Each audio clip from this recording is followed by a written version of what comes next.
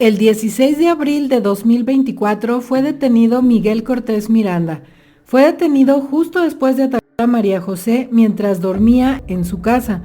Cortés Miranda también atacó a la madre de María José, Cassandra, a quien le provocó graves heridas que por poco le cuestan la vida. Cortés Miranda intentó escapar, pero vecinos que se percataron de la situación lo rodearon hasta que llegó la policía. Así que Miguel Cortés Miranda fue detenido en los mismos apartamentos de los hechos y mientras era claro lo que le había hecho a María José y su madre. Su sonrisa cínica y mirada de maldad pronto se viralizó, pero fue cuestión de horas para que la policía encontrara en su departamento indicios claros de que María José y su madre no eran las únicas víctimas. Pronto se dieron cuenta de que Miguel Cortés Miranda era un femi serial, por lo que se le conoció como el femi de Iztacalco, lugar en donde se encuentran los apartamentos. Luego se supo que Miguel era químico, así que comenzaron a llamarle el químico femi de Iztacalco. Pero el hecho de que fuera químico hizo volar la imaginación en algunos que, atraídos por la viralización del caso y sin conocimientos del proceder de los asesinos seriales, vieron la posibilidad de incrementar la leyenda de este nuevo serial, inventando formas ingeniosas y poco comunes, pero también poco probables, en las que se deshacía de los cuerpos, comparándolo con otros seriales mediáticos como Jeffrey Dahmer e incluso inventando un número de víctimas infinitas y poco probables por el lugar y el modus operandi de Miguel. Una vez que en este canal señalamos lo inverosímil de esta posibilidad, algunos cayeron en el juego de parchar la historia para que tuviera sentido, inventándose la posibilidad de un cómplice y otro lugar para operar. Luego vino la aparición infinita de conocidos achacándole desapariciones al caso del feminicida. Con estos datos inventados, ya no pudimos saber en aquel momento qué fue exactamente lo que pasó. Se le quitó la seriedad al caso, por lo que ya todo era posible. Se dejó de hablar de las víctimas y de tratar el caso con seriedad. Sin embargo, ahora, pasado el tiempo y con nuevas informaciones, podemos confirmar y entender la realidad del caso del femi de Iztacalco.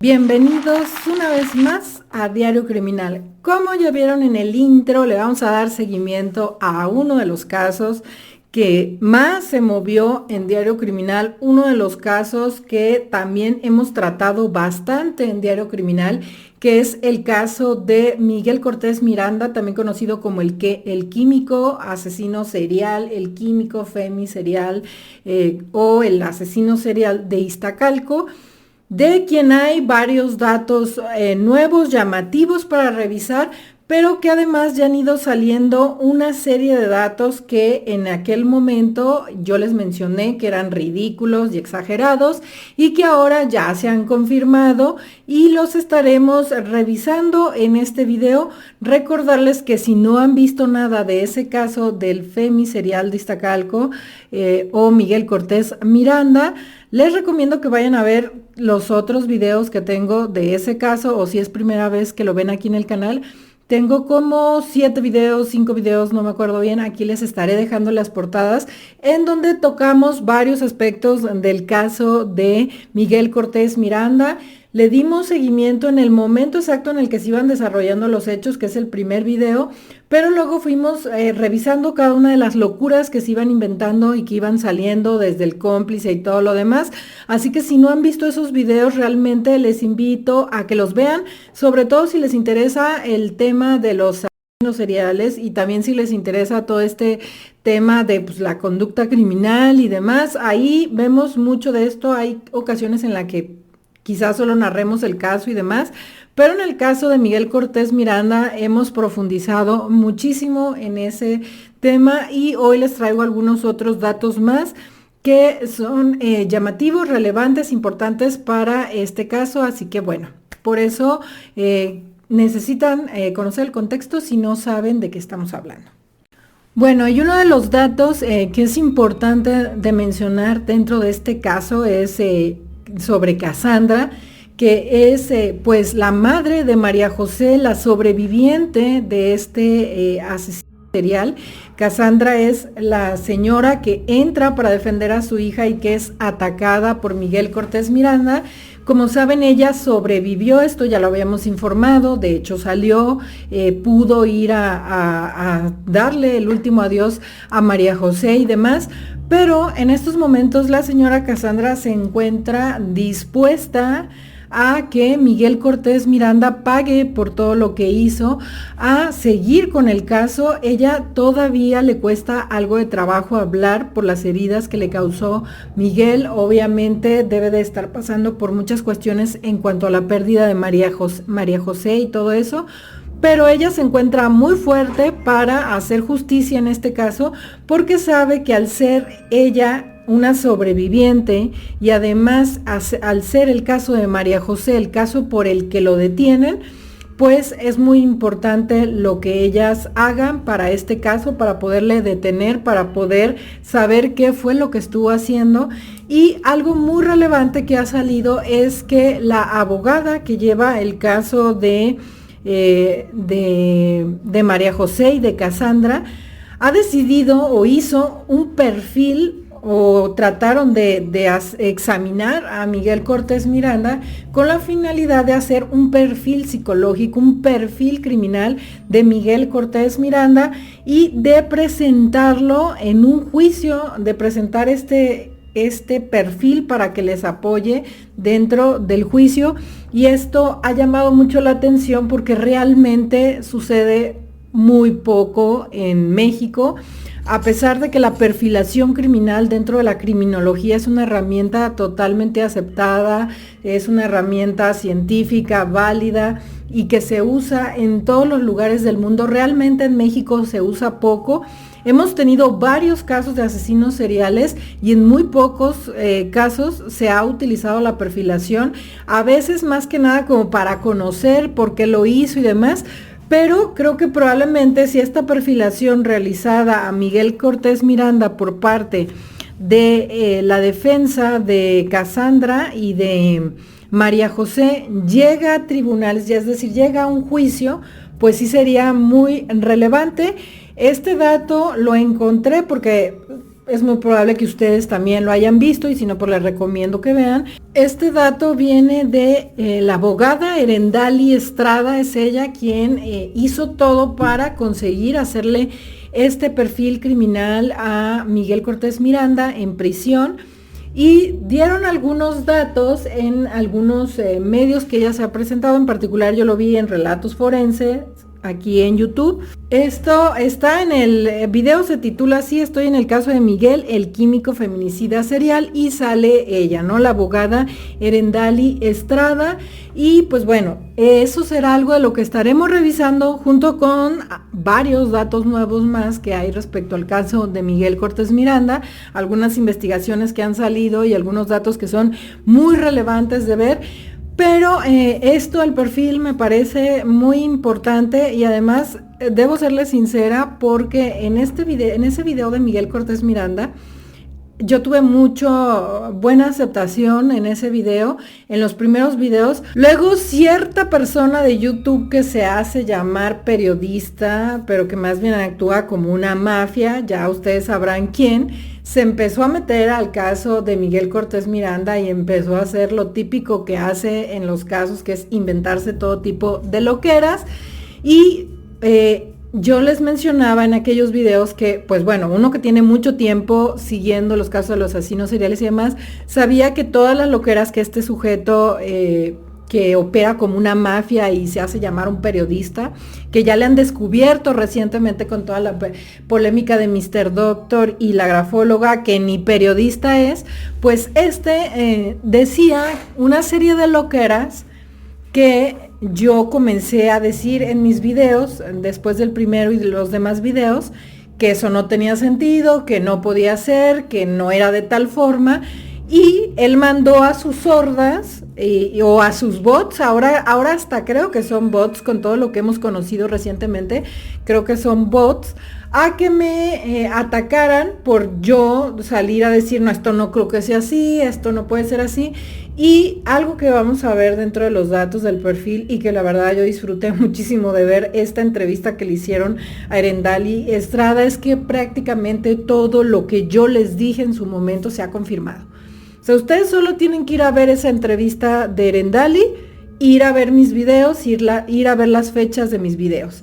Las fechas de todos mis videos son en el momento que iban sucediendo y todas las interpretaciones, todo lo que yo les dije que pasaba en las cuestiones de los asesinos seriales, absolutamente todo se fue cumpliendo y todo está ahí. Ahora, hace un tiempo Erendali pudo hacerle esta entrevista a Miguel Cortés Miranda y pues bueno, para mí la verdad es que debo decirles, me siento muy bien de ver que aunque en esos videos yo me animaba a contradecir todas las locuras que estaban saliendo y yo decía lo que yo sabía que era lo que suele pasar en este tipo de casos, pues ahora se confirma la mayoría de esos datos y estoy segura que los que faltan se irán confirmando.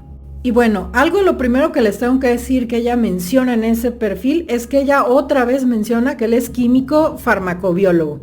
Ella lo vuelve a decir, que él es químico farmacobiólogo, porque ahí siempre están los dimes y diretes de que si es químico farmacobiólogo o qué, o no, o demás. Pero ella lo dice y ella pues ya lo pudo entrevistar en la calma, con tranquilidad y varios días, así que no creo que ella se equivoque. Y algo muy importante que yo les mencioné prácticamente en todos los videos, desde el primero hasta el último que hice del tema de Miguel Cortés Miranda, era que él iba a ser, en aquel momento les decía, él va a ser un asesino en serie dispuesto a hablar, que tiene muchísimas ganas de hablar, él va a hablar con todo el que pueda, va a alardear de todo lo que hizo e incluso, si puede, agregaría víctimas, porque es algo que para él es como importante, es algo que él cree que lo hace relevante. Y pues bueno, esto también se confirma porque ustedes dirán, ¿por qué si hay tantos casos de asesinos seriales, hay tan pocos perfiles criminales, tan pocas entrevistas y demás? Por lo general es porque ellos, los asesinos seriales, se niegan a dar este tipo de entrevistas. Por ejemplo, puede ser un monstruo de Toluca, ahora Mendoza Celis, Andrés Filomeno Mendoza Celis, el monstruo de Atizapán. Entonces, todos ellos por lo general se niegan a dar estas entrevistas, ya no quieren que haya más alboroto, lo dejan así y es un derecho que tienen. Si ellos no acceden a estas entrevistas, a estos estudios, a estos análisis, estos no se pueden llevar a cabo.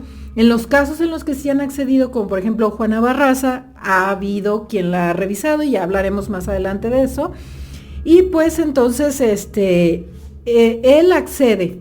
De hecho, se sabe que Cassandra y Erendali, su abogada, empiezan a buscar que la fiscalía haga un estudio más completo, la fiscalía no lo hace, entonces ellas se dan cuenta que tienen que hacerlo por su cuenta y empiezan a buscar la forma de poder hablar con él. Ella dice que es complicado, que como que la fiscalía no quería, pero que finalmente ella habla con el abogado de oficio que tiene Miguel Cortés Miranda y él pues acepta preguntarle a Miguel y Miguel obviamente dice que sí, acepta completamente, como se los dije, él es un asesino serial que va a querer hablar todo lo que sea posible de su caso y entonces él acepta hablar con Erendali y darle todos estos datos para que ella pueda hacer este perfil criminal, ¿no? Y bueno, para quienes no sepan qué es un perfil criminal es una herramienta que se utiliza en la investigación criminal para identificar a un delincuente desconocido, porque también puede ser durante la investigación, algo que no sucede en México precisamente por eso. Como no utilizan esta herramienta, les es difícil percatarse de que están teniendo una serie de casos que coinciden y que por aquí puede haber un patrón y que entonces quizás estamos frente a un asesino serial y que deberíamos de perfilar para ver qué datos podemos obtener. pero un perfil criminal también se hace cuando ya tienes al asesino serial para ver qué alcances tuvo, cómo operó y incluso para posteriormente prevenir, como en este caso sería utilizado en el caso de Miguel Cortés Miranda. Su objetivo es ayudar a las autoridades a orientar la investigación y a capturar al responsable. El perfil criminal se basa en el análisis de las señales comportamentales del sospechoso, así como en la información empírica y los conocimientos de psicología y criminología. Entre los elementos que se pueden incluir en un perfil criminal son las características demográficas, comportamiento delictivo, psicología del delincuente, perfil geográfico, antecedentes delictivos, características físicas. La perfilación criminal es una herramienta fundamental en la lucha contra el crimen. Uno de los reclamos o de las preguntas o de las dudas que más vemos dentro de este caso o cuando este caso se estaba moviendo era cuando todos decían, y es que cómo no pudieron ver que esto estaba pasando. Pues precisamente por eso, por la falta de la perfilación criminal para este tipo de delincuentes, para este tipo de asesinos seriales, es muy importante empezar a desarrollar el método de la perfilación criminal, tanto cuando se busca atrapar al delincuente como cuando ya se le tiene. O sea, ¿cómo vas a ver algo que ni sabes que existe, que no utilizas? De lo contrario, podrías notar que hay una serie de patrones en casos, poder hacer una vinculación de casos y darte cuenta que estás frente a un asesino serial y no que caigan porque se volvió loco como lo hizo Miguel en el caso de María José, porque con la mataviejitas ya era súper obvio, o porque cometieron un error, que es como normalmente vemos que caen este tipo de asesinos seriales. Por eso es tan importante pues la perfilación criminal. Y por ejemplo, uno de los objetivos del perfil criminal es proporcionar a las autoridades policiales una evaluación psicológica del sospechoso y proporcionar estrategias y sugerencias que puedan utilizarse en el proceso de entrevistas dentro de la etapa de investigación. Por eso es tan importante esto que están haciendo la abogada de Cassandra y por el caso de María José, por el caso de Cassandra, las otras víctimas no están siendo llevadas por esta misma abogada. Sin embargo, la abogada ha mencionado que si ellas necesitan este perfil para apoyarse, para que se logren todas las sentencias en el caso de Miguel Cortés Miranda, pues pueden utilizarlo como una herramienta más para todo esto, pero como les dije, es la que está viendo que todo esto suceda, pues es la abogada de Cassandra, que son las que buscan pues llegar a tener una justicia total en el caso de María José. Y bueno, otro dato que ella menciona es que efectivamente pues a Miguel Cortés Miranda se le atrapó porque cambió el modus operandi. Ella confirma que en el caso de María José, tal y como se los dije, él tuvo como un desliz, por así llamarlo, una equivocación. Él cambia su modus operandi, no era así como solía abordar a las víctimas. También la victimología de María José es otra por completo. Y también menciona algo que también yo les dije en varios videos, que seguramente él tenía literatura, leía y se informaba de otros asesinos seriales. Esto también lo menciona la abogada de Cassandra, que él lee a otros asesinos seriales y que de hecho dentro de las peticiones que él les hizo como para a ver si cedían ellos, porque él les estaba dando este tipo de datos, era que le dieran un libro de precisamente asesinos seriales, pero que supuestamente él lo quería en inglés, pero que obviamente ellos no accedieron a esto, porque aparte no se los iban a permitir que se lo dieran, porque pues no le van a estar dando ideas, según lo que dice la abogada. También confirma otro dato que fue cuestión de mucho discutir, las edades de las víctimas. En el caso de María José también cambió la edad de las víctimas, porque como yo les dije, las otras víctimas eran de otra edad totalmente diferente. María José era mucho más chica, mucho más joven, y las otras víctimas pues ya no eran tan jóvenes como María José. No estoy diciendo que sean mayores, ni señoras, ni nada. Aquí les estaré pasando otra vez las imágenes con las edades de las víctimas, porque eso también fue así como que trajo muchísima polémica en los otros videos. Otra cosa muy importante que ella menciona es que hasta ahora el número de víctimas que hay son 6, contando de hecho a María José y a Cassandra. Entonces, como verán, ese número descabellado en el que ya iba este pseudo periodista y que ella decía que un cómplice, y también no hay ningún cómplice, no hay rastro de ningún cómplice, ni remotamente hay cómplice. Y también este número descabellado que quería insinuar el periodista, el pseudo periodista, tampoco ha sucedido, ni tampoco varias de los nombres que él estuvo manejando son. O sea, las víctimas siguen siendo las mismas que conocimos en aquel momento, las que yo les he mencionado en mis videos. Las víctimas siguen siendo Amairani, Frida Sofía, Viviana, Claudia Andrea no se ha podido confirmar, pero sigue el nombre por todo lo de su hermano y demás, Claudia Andrea. Pero las más seguras pues son Amairani, Gabriela Abril, que de hecho creo que yo soy de los pocos canales que sí se las ha mencionado, que es como la más reciente antes del ataque a María José. Tengo un video donde les detallo muy bien todo eso y lo llamativo que es, porque recordarles que con Gabriela Abril él cambió el modus operandi también. En este caso lo hizo por plataformas y lo hizo en un tiempo en el que pues ya le salió también, era lo que hablábamos en aquel video, lo que hace pensar que pudieran haber más víctimas de plataformas que vengan, que él las haya buscado de esta forma. Entonces son Gabriela Abril, Amairani, Frida Sofía, María José, Cassandra y pues también Claudia Andrea. Son los nombres de las víctimas que hasta ahora se siguen investigando, que hasta ahora están como más firmes, de las que hay indicios y demás, y no todo el montón de nombres que pues este disque periodista que actúa como mafia estuvo manejando. Otro dato de los que da es esto de la infancia difícil. Todos empezaron a decir, no, es que la abusaron y demás.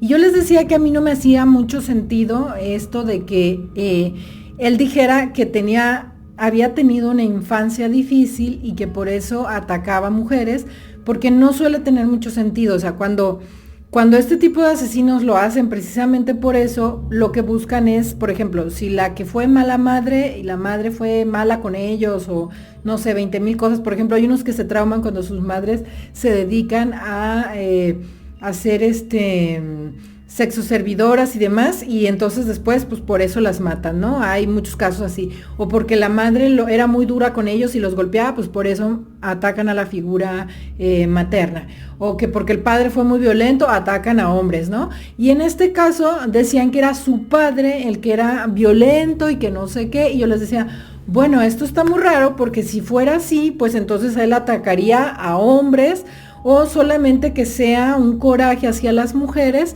porque no le defendían, por ejemplo, su mamá y su hermana, ¿no?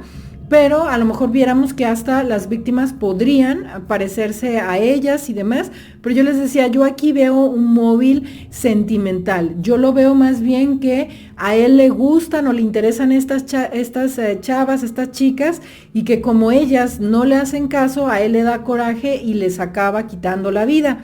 Este dato pues también se confirma, ¿no? No es que haya tenido una infancia particularmente agresiva en la que lo hayan agredido físicamente, sexualmente o cosas así. No, esto también queda fuera por completo, todo esto que se inventó. Y también él le menciona a la abogada que estas mujeres a las que las atacó era que porque supuestamente él habían dos tipos de mujeres para él en la vida, ¿no? Una que eran las mujeres que podían ser su pareja y las mujeres que podían ser sus víctimas, ¿no? Y según esto él da a entender que las mujeres que serían sus víctimas son como mujeres débiles o mujeres que no le representan mucho problema a él y que las mujeres fuertes, porque supuestamente él le dice a la abogada, por ejemplo, tú serías como más bien mi pareja y no mi víctima, ¿no? Porque pues la abogada se ve que es una mujer fuerte, que es una mujer segura y demás, pero a mí aquí me llama la atención porque también no es que como tal el perfil sea escuchar al asesino y creerle todo, ¿no? Sino que hay que ver qué se esconde detrás de lo que está diciendo. Yo no creo que las víctimas hayan sido mujeres débiles, o no todas, o no creo que lo sean, porque de hecho él quizás quería algo con ellas y no lo conseguía, y por eso las obligó. De hecho se sabe que con Amairani tuvo una pelea antes de que Amairani desapareciera.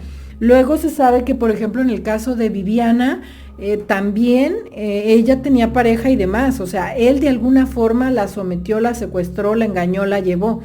Entonces yo creo que él más bien quiere decir esto porque quiere seguir revictimizando a las víctimas, diciendo que ellas fueron tontas y que le creyeron y que fueron a su casa y demás, y no es cierto. Yo en realidad creo que él las buscaba, las acechaba, como en el caso de Frida, la quería impresionar, le dio el libro del perfume y demás, pero como a fin de cuentas ellas no se interesaban por él sentía coraje y finalmente por eso les quitaba la vida. Porque también menciona que para él no era nada, que él no tenía ninguna emoción, que supuestamente él no tiene ninguna emoción y no tiene, por así decirlo, el ciclo del asesino, ¿no? Donde ve a la víctima, fantasea, se llena de emoción, la ataca y un tiempo está tranquilo y luego vuelve a empezar, ¿no? Y esto tampoco se lo creo, porque sí se ve que está llenísimo de emociones, porque tenemos los poemas, entre comillas, que dejaba en internet. En los poemas, o sea, la verdad, yo por más emociones que me busque en esta vida por mi pareja, yo no me puedo aventar ningún poema, o sea, ¿sí me explico? O sea, no, y él se avienta unos poemas larguísimos. ¿Cómo me vas a decir que no tenías emociones por las víctimas ni sentimientos por las víctimas? Recordemos todos los pensamientos, emociones y cosas que hacía.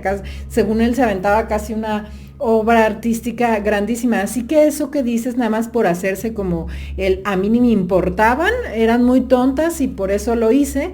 Pero en realidad yo creo que sí que le importaban, porque incluso físicamente se parecen, como siempre se los he dicho. Las estuvo conociendo, buscando y ellas no cayeron. Y una vez que hizo lo que hizo, incluso se atrevía a plasmar estos poemas exagerados, dramáticos, como de la Rosa de Guadalupe, cargadas de emoción. Así que esto de no tengo emociones tampoco se lo creo, que es otro de los datos que sale por ahí, y es más de querer revictimizar y decir, ay, es que a mí me importaba tan poco y ellas eran tan simples, que no es cierto. Estamos viendo tus poemas cargados de emoción, incluso después de la muerte, cómo sigues reteniéndolas, cómo sigues fastidiando a las víctimas, así que no inventes esa parte, para nada se la creo. Además de que sí cumple con el ciclo del asesino serial, porque, como ya vimos en videos anteriores, y no les invito a que vayan y vean, de las primeras víctimas, él mata cada cierto tiempo. De hecho, durante un buen tiempo es como cada 2 años. Ya hasta el último es que se acelera y que sucede muy cerca lo de Abril y el ataque desenfrenado que tuvo por María José. Pero es que, como yo les decía, para mí en el caso de María José no tenía forma de acercarse a María José y estaba obsesionado con ella. De hecho, esto también lo mencionan, esto también se confirma, que es un dato que yo les dije. Yo les dije, para mí, él estaba obsesionado con María José. Llevaba tiempo viéndola, llevaba tiempo espiándola, y hasta les dije, seguramente se había metido en varias ocasiones a su departamento, y es más, no dudo que se haya llevado algo de ahí en algún momento, alguna prenda, alguna cosa que le perteneciera a María José, y esto también se confirmó en el perfil que le están haciendo, en las entrevistas que le hicieron. Él le dijo a la abogada, o la abogada pues mencionó en esta entrevista que le hicieron, que él estaba obsesionado con María José y que no era la primera vez que entraba al departamento de María José. Otra cosa que hace que no le crea esta parte de que, ay, las víctimas, yo no tenía emoción alguna y nomás porque eran tontas y demás, es porque habla a detalle de las víctimas. Según lo que dijo la abogada, él da muchos detalles. Evidentemente la abogada no los dio para no revictimizar y no entorpecer el procedimiento, pero dice que efectivamente él da muchísimos detalles de las víctimas. Entonces, si no eran importantes para él, ¿cómo es posible que recuerde y tenga tantos detalles de todas las víctimas? Así que esa parte no es cierto. Otra de las cosas que ella no mencionó para nada y que hasta ahora sigue sin haber indicio alguno es esto de que las disolvía. Yo ya se los mencioné a detalle en otros videos que para mí no tiene ningún sentido en lo absoluto que las disolviera, y de hecho creo que la abogada ahí menciona que porque está raro qué era lo que pasaba, cuál era la dinámica que él llevaba a cabo con los cuerpos y demás, porque dicen pues que obviamente el lugar no cuadra, ¿no? Supongo que porque ella y otras personas se quedaban con lo que habían visto en videos y demás, que decían que era el químico y que, no, pues como es químico disolvía. Pero yo siempre les dije, para mí que no. O sea, y por ejemplo también decían, y entonces cómo le hacía con, todo el mundo empezó como a preguntarse, y entonces cómo le hacía con los cuerpos, y entonces qué era lo que hacía, y entonces cómo los vecinos no se daban cuenta. Y aquí yo les diría que número uno, hay mucho espacio entre una y otra víctima. No es que los cuerpos se le fueran acumulando en putrefacción o en descomposición ni nada. Hay hasta 2 años entre unas y otras víctimas, como se los he mencionado. Entonces realmente solamente tenía que lidiar con el avance de la putrefacción de un cuerpo a lo largo de ese tiempo. Y por las noticias que hay ahora, que esto es de los datos nuevos que les mencioné, las noticias más recientes son que se han hecho dos búsquedas en sus departamentos. Ha habido 2 cateos diferentes. No son cateos como tal porque no es tanto que estén buscando en el interior de su domicilio cosas, sino que están buscando en los drenajes, en el agua, en todo este tipo de lugares. Porque evidentemente, ¿qué creen que hacían? Como evidentemente ahora ya no está ese cuentito, ya por favor no pongan esta imagen de un tambo y el feminicida y así. No sucedía así como se los dije. Evidentemente él hacía algo más, conservaba algunas partes, pero esto de que estén haciendo revisiones en donde incluso van los bomberos y demás, y que están revisando el drenaje, las alcantarillas, a donde van, todo el camino que sigue el drenaje y demás, es porque creen que evidentemente hacía lo que Dahmer y otros de este tipo hacían, echar el cuerpo por el baño, por los drenajes y demás. Eso también, por ejemplo, lo vimos en un caso reciente, en el caso de Daniel Sancho. Recuerden que Daniel Sancho separa el cuerpo de Edwin Arrieta y varias partes se encontró grasas, piel y demás en el drenaje, ese con muy poco tiempo. Pues en el caso de Miguel Cortés está más complicado. Pero por ejemplo también algo que veíamos en el caso de Jeffrey Dahmer, que se le tapaba el baño, los drenajes y todo este tipo de cosas por estar echando partes, restos. Creo que también en el caso del caníbal. Y pues eso es de los datos recientes. Han estado haciendo una serie de investigaciones en el domicilio. De hecho, una acaba de suceder hace algunos días, en donde fue todo un operativo, como les digo, con bomberos, con equipos de experto para tratar de encontrar algo en los drenajes, y no es el primero. También el año pasado, creo que por ahí de octubre y demás, se hicieron una serie de investigaciones más en esos lugares de la casa de Miguel Cortés Miranda.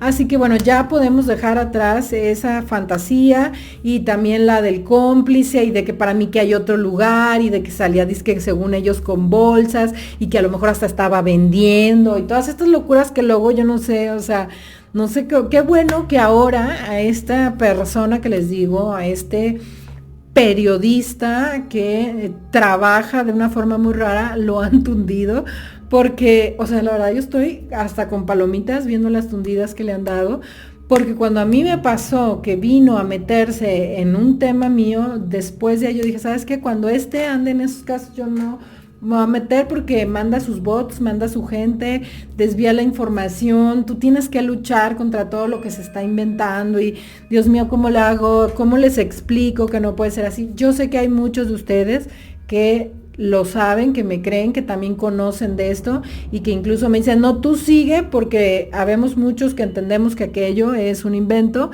pero la verdad que sí llega a desesperar bastante.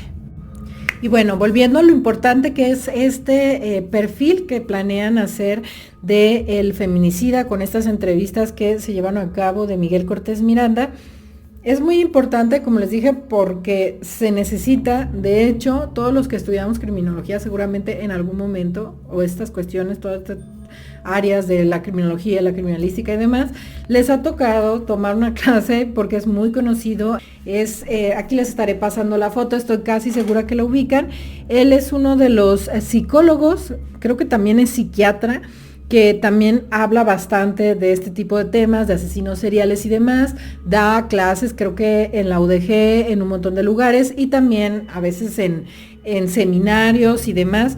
Él menciona en una entrevista que se le hace poco, en el 23 de septiembre, le mencionan que cómo se podría empezar a implementar mucho más esto de los perfiles criminales, y él dice: para avanzar en la perfilación criminal es necesario que exista la voluntad política para destinar recursos en diferentes áreas, la capacitación, la supervisión y el aumento de recursos humanos y tecnológicos.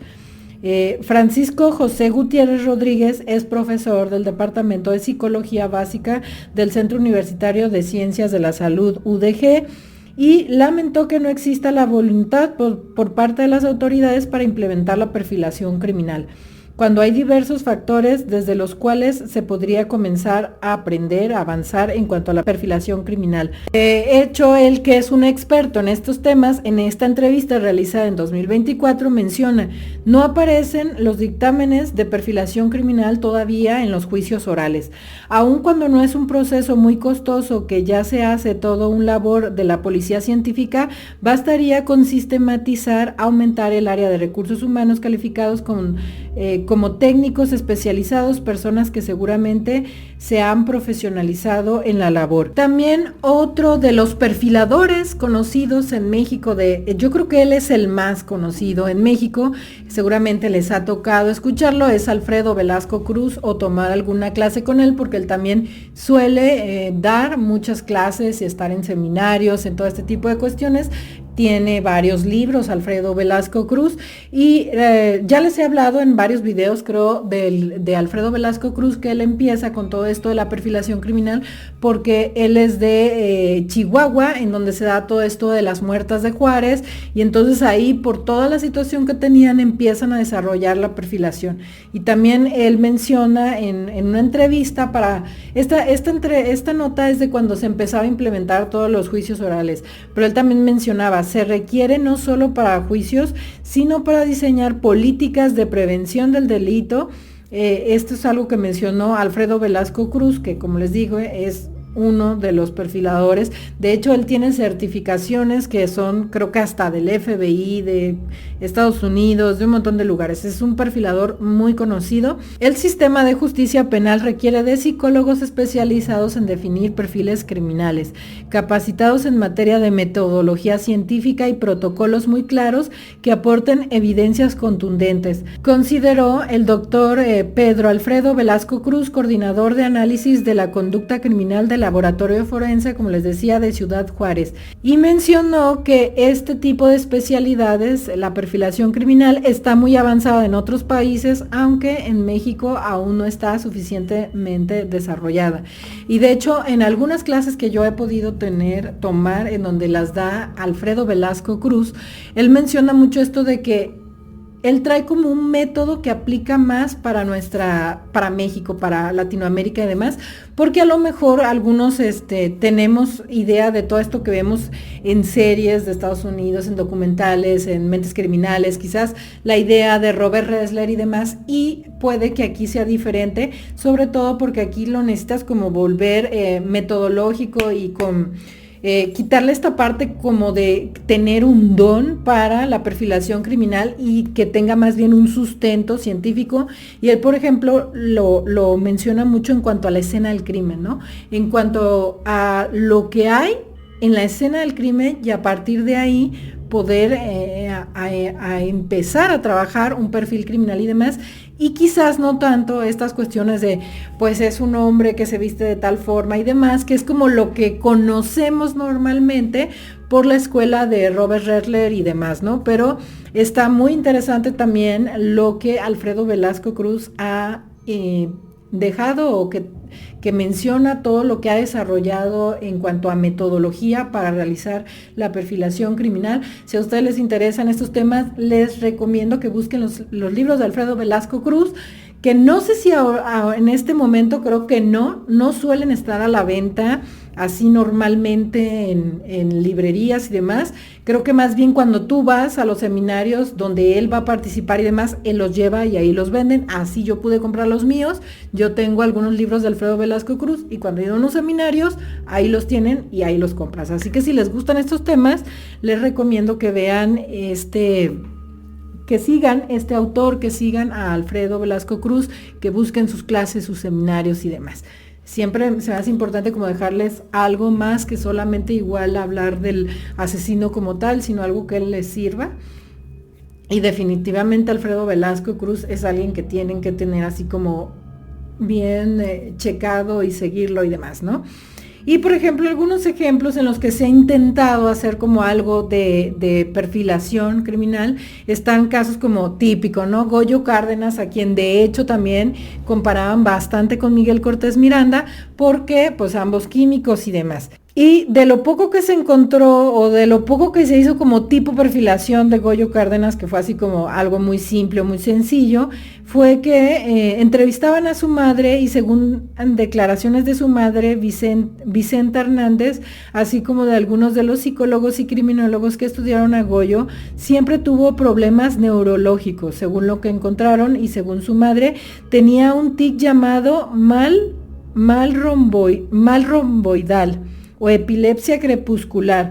Según un estudio realizado por el doctor Gonzalo Lafora, el homicida siempre tuvo signos patógenos, probablemente hereditarios, pues su padre tuvo jaquecas hasta los 31 años, en tanto que la abuela de El Goyo tuvo una personalidad explosiva, pues Gregorio Cárdenas tuvo una relación enfermiza con su madre Vicenta, una mujer dominante que lo reprimió hasta su adolescencia.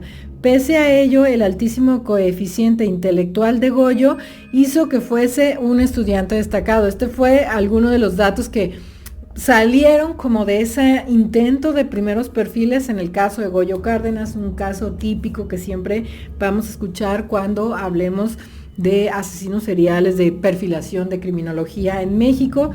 Y luego, por ejemplo, otro momento en el que se quiso hacer algo de perfilación criminal en México. Esta es un momento polémico de la perfilación criminal, porque no quedó claro si ayudó, si no ayudó, si qué pasó, si no aplicó para lo de aquí, que creo que aquí entraría precisamente lo que les mencionaba de Alfredo Velasco Cruz, del aporte que hace él como muy apropiado a cada país, porque si hay algo que yo de hecho también he aprendido desde que estoy aquí en Diario Criminal, haciendo los casos y demás, es que cuenta mucho cómo es la sociedad en ese momento, en el momento que sucede el crimen, cómo es la sociedad de cada país. Las figuras criminales incluso tienen sus variaciones, sus cambios, los sistemas de justicia de cada país. Cada que haces un caso de otro país, por ejemplo en mi caso, cuando hablo de otro caso de España, de Argentina, me ha pasado mucho con el caso de Loan, que había que entender mucho cómo es la sociedad en Argentina, cómo piensa, cómo ve estos casos, cómo son los procesos ahí, en particular en Corrientes, luego también en España con Daniel Sancho. Entonces, a veces este tipo de cuestiones que tienen que ver con cada país, también aplican para este tipo de cuestiones del crimen, y como que algo pasó cuando sucedió esto de que vino Robert Ressler. Robert Ressler fue traído aquí en 1998, esto fue cuando él ya estaba jubilado, pero él seguía haciendo investigaciones y teniendo una serie de proyectos.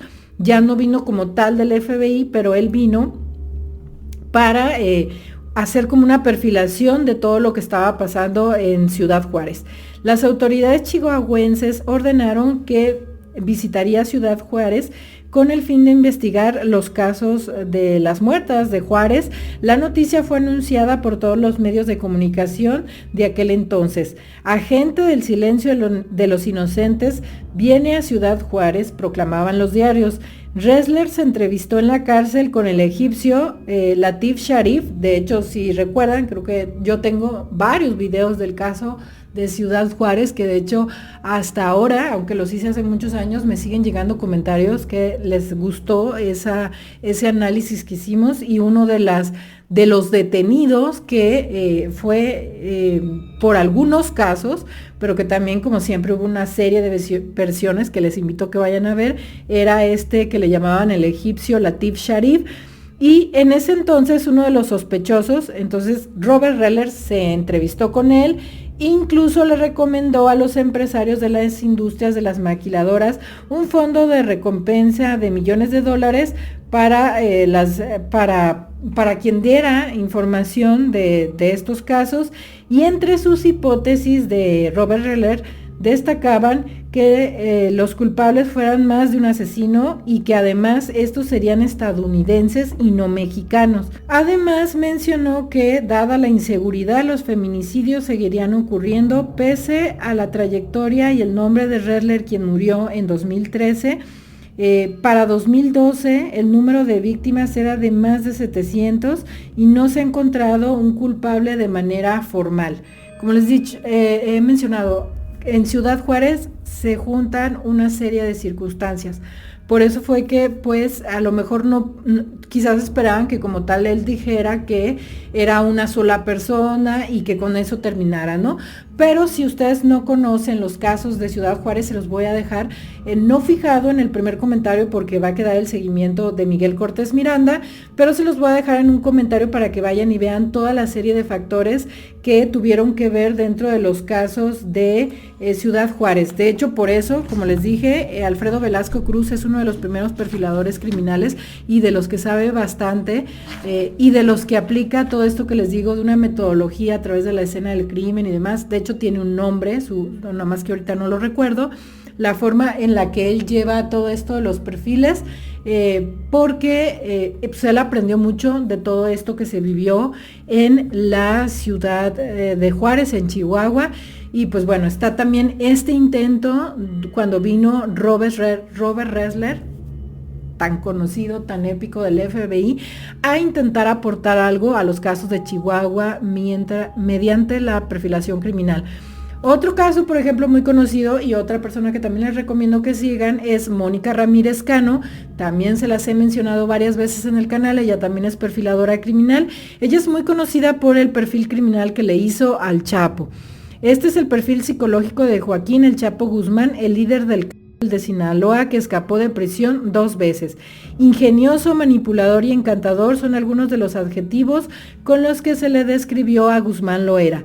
La experta y los expertos en criminalística, aquí dicen criminalística, pero bueno, aquí sería en criminología. Supongo que la nota se equivoca porque dicen criminalística, pero bueno, supongamos que dicen criminología, que durante el tiempo que permaneció encerrado en el Centro Federal de Readaptación Social número 1, lograron reconstruir su perfil psicológico. Señalan que su temperamento y personalidad fueron clave, pues posee rasgos que lo ayudan a hacer frente a múltiples retos.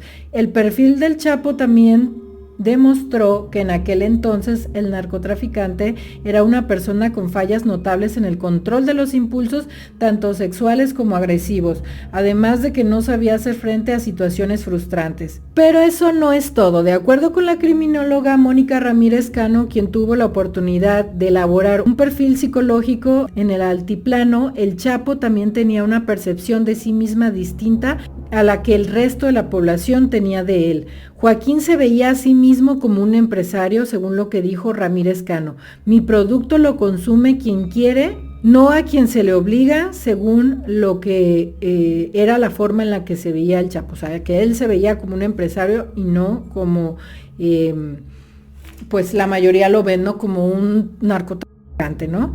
No obstante, es importante destacar que lejos de su propia percepción y de algunos de los adjetivos que se encuentran en su perfil, las y los expertos sí encontraron rasgos de peligrosidad en él.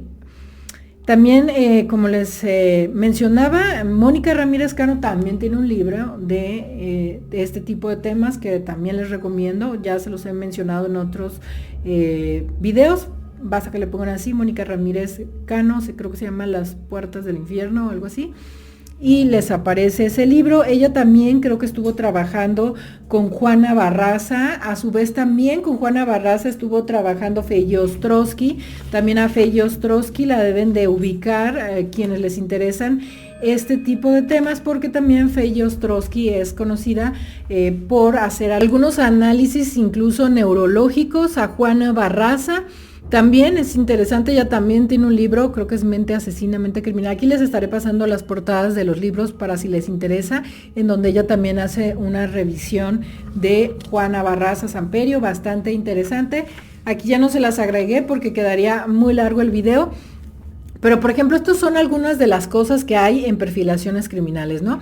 Hemos visto algunos intentos, algunas cuestiones. Creo que seguramente quien sí ha llevado a juicio perfilaciones criminales debe ser Alfredo Velasco Cruz, que, como les digo, es como tal el perfilador en México. Es el más conocido, el que cuenta con más credenciales para este tipo de cuestiones, pero sin duda el hecho de que ahora se esté haciendo el perfil de este feminicida, de este químico asesino serial como tal, va a ser muy relevante si llega a juicio, si forma parte del proceso, si se le toma con la seriedad que debe, sobre todo también porque este caso ha sido pues muy mediático, muy conocido, muy seguido. Así que bueno, sí sería interesante, por eso me parece importante mencionar estos datos nuevos que salieron, estos datos que salieron de esta entrevista que le hicieron, pero creo que la parte más relevante de esta información es eso, que se esté haciendo un perfil criminal, que se va a intentar presentar en un juicio, que se tienen datos del feminicida, de lo que hizo Miguel Cortés Miranda a las víctimas y demás. Y pues bueno, por otra parte, lo que les he mencionado, a mí se me hace importante, ya en lo personal, mencionarles que mucho de lo que les dije, que yo les decía y que decía, no, pero que están inventando y que esto no puede ser así porque normalmente es así, pues se ha confirmado. Así que, y de hecho hay varios datos más. Yo les recomiendo que vean ese video y que vean mis videos y se van a dar cuenta. No necesito yo aquí aventarme todos los datos y los detalles, pero basta que vean mis videos, o si los vieron, seguramente lo recordarán cuando vean esta entrevista que le hacen a la abogada que está llevando el caso de María José. Algo que también me ha parecido a mí por las notas que hay de lo que están haciendo en cuanto a buscar en su domicilio, las órdenes que le han podido cumplimentar y todo esto, es que como que hay problemas todavía para identificar a más víctimas. Como que las autoridades creen que sí puede haber más víctimas, pero como ya han pasado años, porque ya se deshizo de los cuerpos, porque a lo mejor hizo esto de echarlos por el baño, los drenajes y demás, hay dificultad para identificar algunas víctimas más y demás. Y pues yo aquí les mencionaría que algo que yo he visto que suelen hacer en otros países cuando hay esto, es algunos objetos que se encuentren en la casa de Miguel Cortés Miranda, que no tengan mucho sentido con él, con su vida y demás, que en ocasiones se pueden fotografiar y mostrar en medios, para que si alguna familiar de alguna víctima la identifica, por ejemplo, no sé, alguna bolsa, alguna cuestión de este tipo, porque sé que en algún momento estuvieron trabajando con las credenciales que se encontraron, pero muchas de las mujeres en las credenciales fueron identificadas, otras pues ya se aclaró y demás, pero como que siguen buscando cómo encontrar, como que tienen indicios que les hacen pensar que puede haber más casos, pero no encuentran ya pruebas suficientes, porque prácticamente se habla de que él llevaría 12 años matando, y quién sabe más, porque ya les he dejado yo en otros videos que hay algunas cuestiones llamativas en la vida de Miguel Cortés Miranda que podrían indicar que quizás Amairani no sería la primera víctima, porque ya les he mencionado en otros videos, con Amairani como sea, le salieron las cosas ya bien, y por lo general, para llegar a ese punto, el asesino tiene que irse equivocando, ir aprendiendo y demás. Entonces, quién sabe, y si pudieran haber más víctimas. Y algo que yo he visto que hacen y funciona, lo han hecho en varios casos en el mundo, es esto. O sea, en el departamento del sujeto encuentras una serie de cuestiones que no tienen que ver con él. Por ejemplo, si encontrabas unas bolsas de mujer, si encontrabas alguna prenda de mujer, estas se exhiben y algún familiar de una víctima la puede reconocer y decir, esta bolsa le pertenecía a mi desaparecida en tal momento, acercarse y a partir de ahí comenzar a tirar, porque pues hasta lo que se sabe ahora están estancados en estos 6 casos, así que bueno, cualquier cosa que pueda servir sería importante intentar aplicarla, a ver si es que también funciona, porque pues es importante saber qué fue, hasta dónde fue el alcance de este sujeto. Otra cosa que les quería mencionar es que en los otros videos les decía yo que estaban ahorita en un periodo de investigación que iba a tomar 6 meses, que más o menos para octubre o noviembre este periodo terminaría y quizás conoceríamos más información.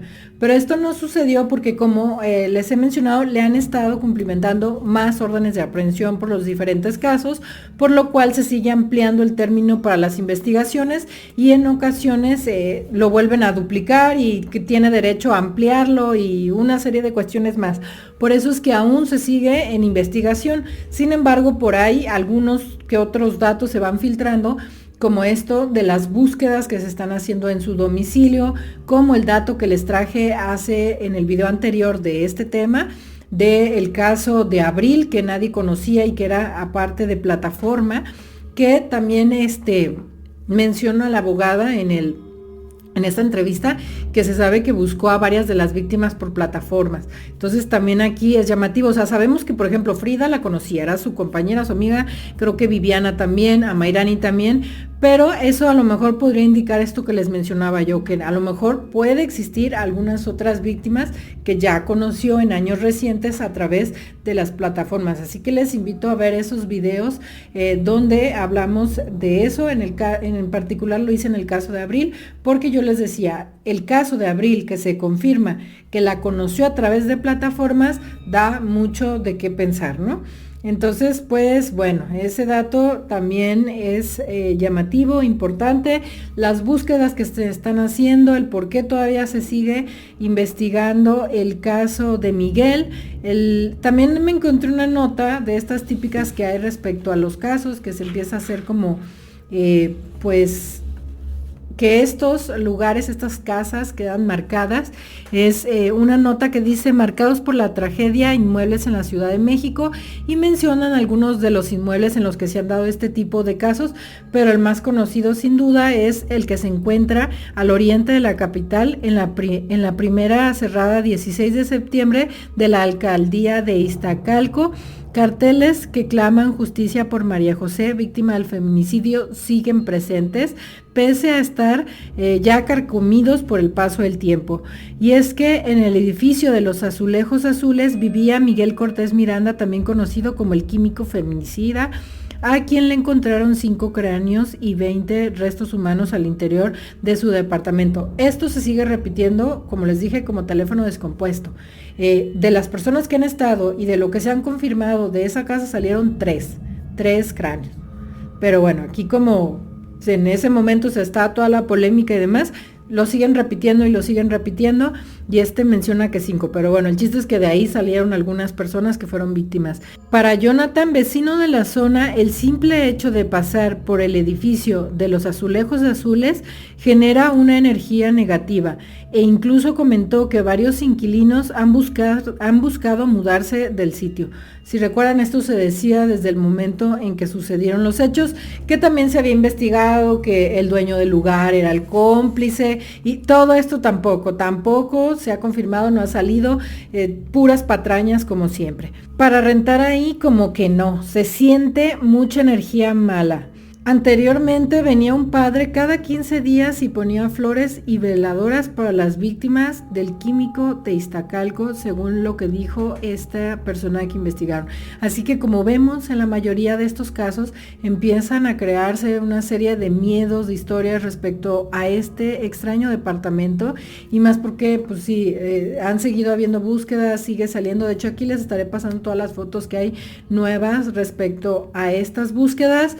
Hasta ahora no se ha dicho qué se ha encontrado en las búsquedas, pero pues bueno, seguramente la historia de Miguel Cortés Miranda es parecida a la de Jeffrey Dahmer en ese sentido, ¿no? En que también veíamos cómo buscaban en en los tubos, en las alcantarillas, en los desagües y demás, porque pues sabía que lo que también estuvo haciendo él fue estar desechando partes de los cuerpos a través de esta forma. Así que bueno, ¿y qué pasó con los edificios? Por ejemplo, en el caso de Jeffrey Dahmer se demolieron porque también había una vibra muy negativa en el lugar y creo que quedó un jardín, un parque o algo así, aunque ahora que fue la serie, algunos decían que todavía estaba y que no sé qué, yo no sé, hasta donde yo me quedé, según ese lugar se demolió. Pero bueno, eso es todo por el video de hoy. Esos son los datos nuevos que tenemos del caso de Miguel Cortés Miranda. Esto muy relevante, le estaremos dando seguimiento al dato de este perfil, todo lo que vaya saliendo respecto a si se logra que este perfil forme parte del juicio y qué datos salgan más adelante, y todo lo que salga en cuanto al caso de Miguel Cortés Miranda se los estaré trayendo al canal. Así que bueno, eso es todo por el video de hoy. No olviden suscribirse al canal si les interesa este tipo de contenido, dejarme qué otros casos les gustaría ver en el canal, dejarme sus opiniones de este caso, de lo que vimos en los anteriores videos de Miguel Cortés, del feminicida, de la perfilación, si les interesan estos temas de la perfilación. Si no, déjenmelo en los comentarios. También les dejo mis otras redes sociales y nos vemos en un próximo video.